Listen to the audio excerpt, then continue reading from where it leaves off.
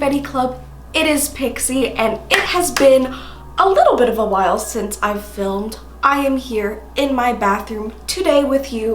I'm here for a rainbow refresh. It's been a while. My hair's been looking pretty bad. I did film myself doing the roots. I'll show that now just for time-lapse sake so you get the full before and after moment, because I don't know, I always find it kind of satisfying seeing the hair go from, like, you know, thirsty, bedraggled, faded with really dark brown roots to like the rainbow refresh. A hair dye and gossip video is always a fun video in my book, so I hope you are down to hang out with me. And I also have some Q&A questions. I actually asked you guys on Twitter back in the summer. I was going to re-dye my hair then, and I asked you guys for a bunch of Q&A questions, and I swear on my life, it is so hot up here in the summer because we have air conditioner downstairs, not upstairs. It was not a pretty sight. The ring light emits heat, the earth was emitting heat, but it's cool now. We're cool, we're chill. It's the chill grill. Raven Baxter's dad is serving me a slushie. So yes, bleaching has occurred. I was gonna say earlier in this video, I'm in the groove now. I'm in the groove. I've been having a little bit of a hard time filming. And I feel like this happened definitely a lot in quarantine. Like, I came back and I made that video where I cried in my car, and that was definitely, I'm just gonna section out the pink bit. I came back after a bit of a while away in quarantine, filmed crying in my car, and that was after a bout of feeling like, yeah, very shy, very weird, just like kind of hard to put myself in this animated, like, YouTube space. So I've learned that I guess I can't just blame quarantine because it's kind of been happening again, but I've just been kind of like shyer. I don't know, just a little bit like it's a little bit more difficult to kind of amp myself up to film and kind of put on all this like energy and stuff. And it's hard because who I am on YouTube is definitely how I am in real life, and anyone who knows me in real life will probably tell you that. But I don't know, I've been like actually camera shy and have been like putting on a full face of makeup, doing my hair, getting in front of the camera, and then like stumbling on my words, sighing, dissociating, turning off the camera and giving up. Like, that's happened a couple of times, and it's just so weird because that didn't used to happen to me. Obviously, I feel good now. I'm in the zone. We're getting in the zone. Carlos. Sugar. Yeah, I've been having bouts of shyness, and also I'm just primarily, I am suffocatingly busy with my final year of college, so I don't know. I'm happy to be back. I love you guys very much. Please, you know, if I don't post for just like maybe 2-3 weeks, I haven't died. I promise. I'm here. Just, you know, mental health is a journey, and every day we're learning, and everyone is a sunflower, and it's fine. So yes, I have some epic questions to answer. We're gonna goss, we're gonna gab, we're gonna splash some rainbows on this nog here and feel refreshed. So I'm gonna switch this camera angle so you can see what's going on. So I asked you guys these questions on Twitter. Twitter is absolutely my #1 hangout spot online. It's much easier and quicker to like tweet a thought than make a whole thought out video. So yeah, if you have Twitter and you want to party with me, I'm always popping off on there. So let us begin with @NoSynthsHere asks, what's it like getting accommodations at your school for your mental health stuffs?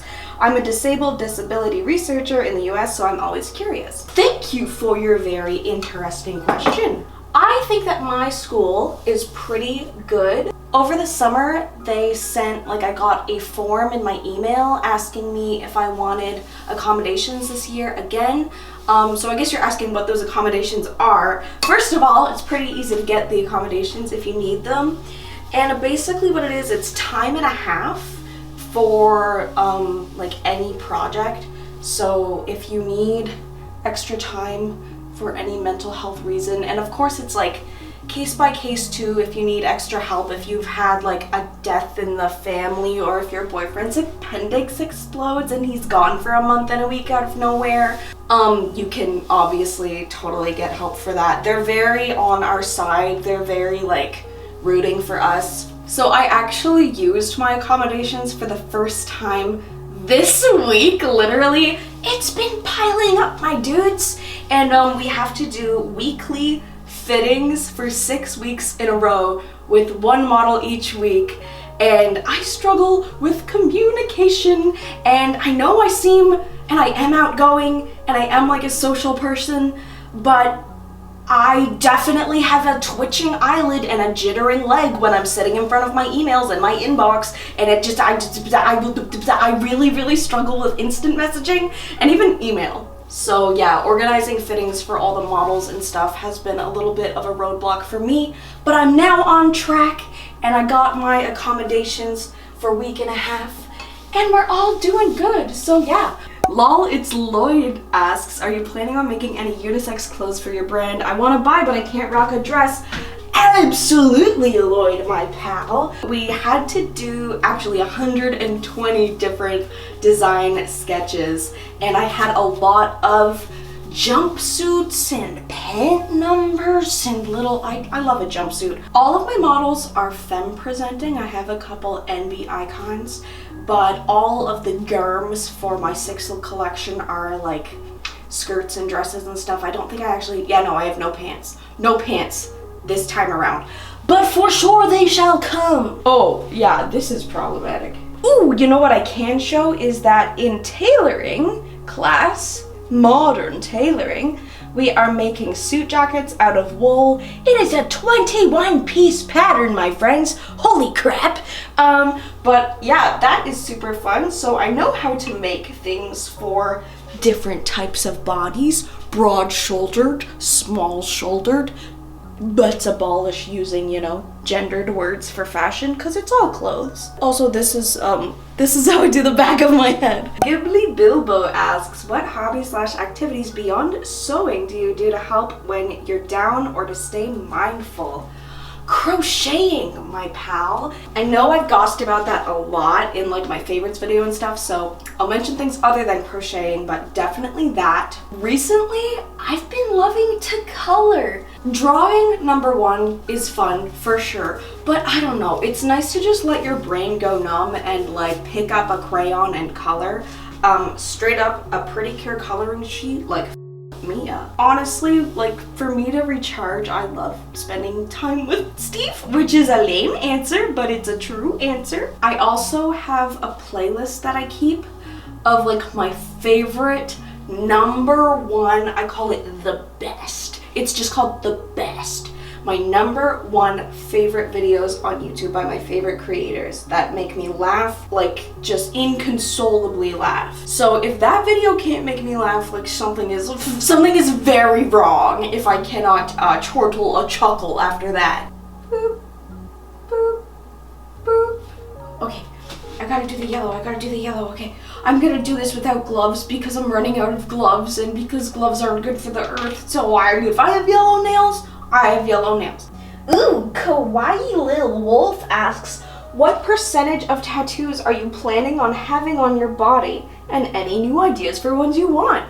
I love that question. What percentage? I think I plan on definitely filling up my arm and my leg that already have tats on them. Like those I'm hoping to have like sticker sleeve moment happening. And so far, those are the only two places on my body I have any tattoos, are my right arm and my right leg. I definitely, I'm not opposed to getting tattoos on the other side, and I don't really know why I haven't yet. Maybe it's just like, I'm like scared to ruin like that big empty canvas. And my right leg, you guys know I'm having it all like themed around magical girls and stuff, so that's kind of where those get plonked.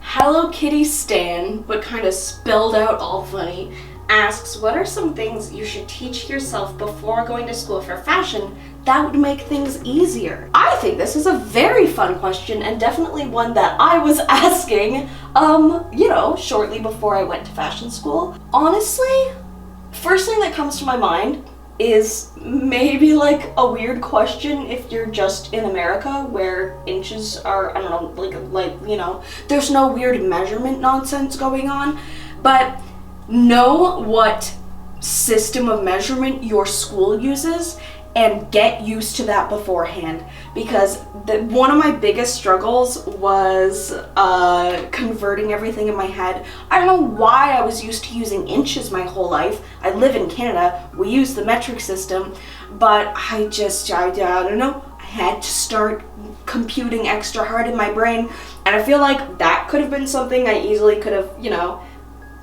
practiced a little bit before I got there. Some schools will want you to submit a portfolio beforehand that might have some already sewn garments. They might expect you to know how to work like a machine, maybe find out if they use industrials or if you should be learning on a domestic at home or whatever. This one is spicy. Let's end it on a spicy one just for fun. Despite the ease asks, maybe you could talk a little about self-esteem issues and advice about quote-unquote friends who abandon you in a mental health crisis. Self-esteem is a whole, oh my god, that's a whole freaking topic. I'm up and down, but honestly, most days I feel pretty cute. And that has been thanks to a lot of brainwashing that I did to myself. And I truly believe it's internalized fat phobia and this internalized weird bullshit that you learn as you're growing up that makes you hate things that are natural on you, and you just gotta start, you know, taking those thoughts and questioning each one and going, what? My flesh was born that way. What are you talking about? That's a problem. And then I think, like, if I do that, if I like choose to, I don't know, say Photoshop in something I'm insecure about, maybe gesturing to my chin, you gotta kind of be your own type. And I don't know, maybe I'm simplifying it too much. I'm sorry if this is not helpful, but once you just start believing that your body the way it is naturally and your face the way it is naturally. Is this not blue? Why is it white?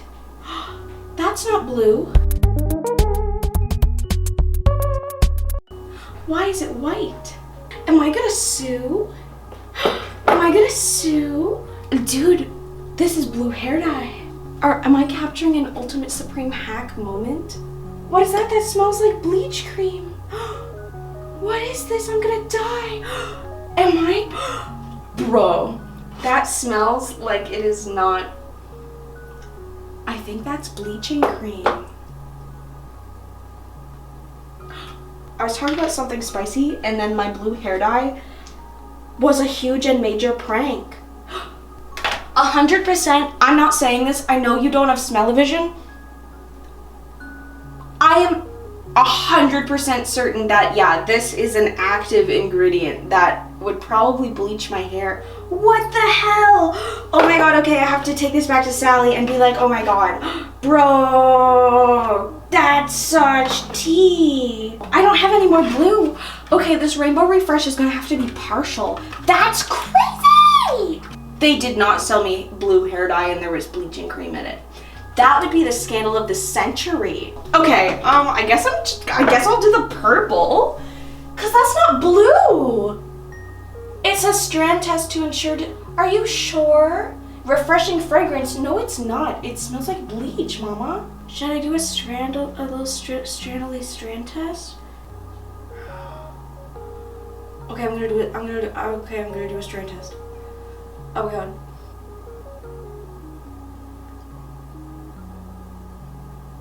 Oh god.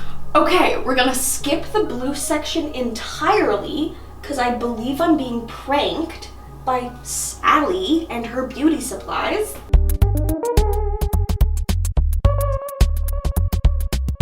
And I'm just gonna move on to purple. I'm gonna finish this question and then we're gonna do the outro probably tomorrow whenever it's all styled.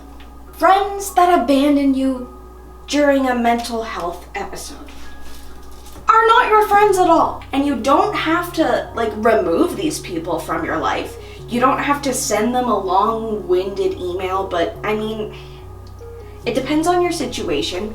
I will say, I've had, not so unrecently, pretty unrecently, I have had a pretty clear cut and dry situation where I had a very, very serious mental health episode situation, and I ended up in the hospital, and, you know, let's just say I can answer this question. It's kind of case by case as to what maybe you did, if you can understand how you might have been in the wrong. I can understand how I might have been in the wrong, so there's conversations to be had there. How badly did they abandon you? Did they maybe guilt you, blame you, verbally abuse you? What did they do? Is that forgivable at all in your books? Is it worth a second thought? And then, have they apologized?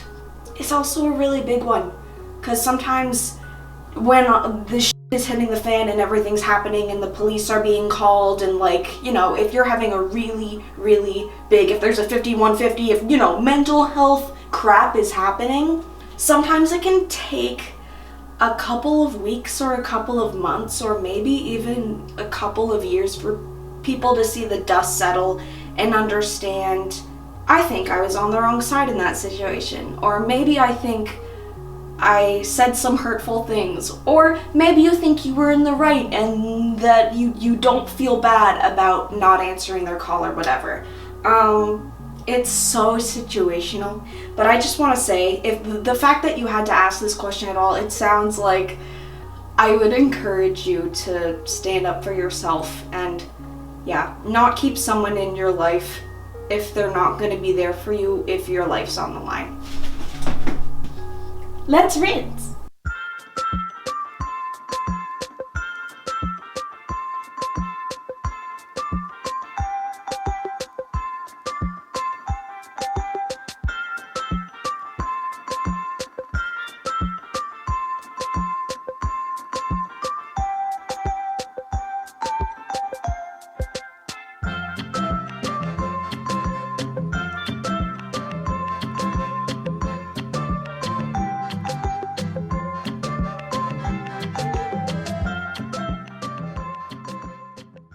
This is how my hair has turned out this time. I figured out the blue. Thank you guys on Twitter.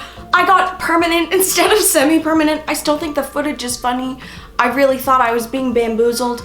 But yeah, I think it turned out pretty okay. The yellow isn't that saturated. He could use another go, but I'm feeling fresh. This video's featured Confetti Club member is Creativity93 on Instagram, who did this absolutely very fun drawing artwork. Oh, this is digital. Wow, cool. It looks like traditional art. It says feeling my lime time. This is from the scrapbooking fashion journaling video that I did a couple videos ago. I love this so much. Thank you so much for sharing this with us. I love you all very much, and I will see you in the next video, which is not this one because this one's over.